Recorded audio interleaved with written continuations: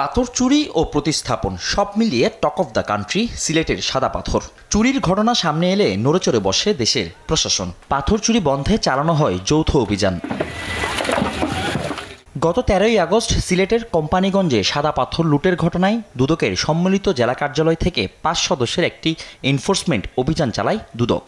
এর পরপরই সামাজিক যোগাযোগ মাধ্যমে ছড়িয়ে পড়ে পাথর চুরির সঙ্গে সংশ্লিষ্ট 42 জনের নামের তালিকা। তবে দুদক বলছে তালিকা ধরে নয়, এনফোর্সমেন্ট অভিযানের প্রতিবেদনের আলোকে সিদ্ধান্ত নেবে সংস্থাটি। সাদা পাথর লুটের ঘটনার সত্যতা পাওয়া গেছে এবং যারা যারা এর সাথে সম্পৃক্ত আছেন তাদের বিষয়ে প্রকাশ্য অনুসন্ধানের সুপারিশ করেই প্রতিবেদন দাখিল করা হয়েছে।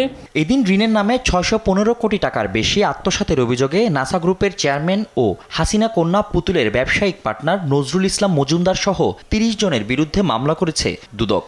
615 কোটি টাকারও বেশি ঋণ প্রদান করে উক্ত অর্থ বিভিন্ন হিসাবে স্থানান্তরপূর্বক আত্মসাৎ এবং উক্ত আত্মসাৎকৃত অর্থ স্থানান্তর, রূপান্তর এবং হস্তান্তর করার অপরাধ অনুসন্ধানকালে প্রমাণিত হয়েছে।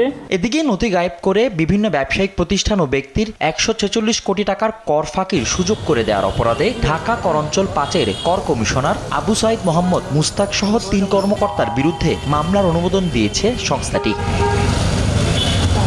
ফজলে আদিত্য, দেশ টিভি, ঢাকা।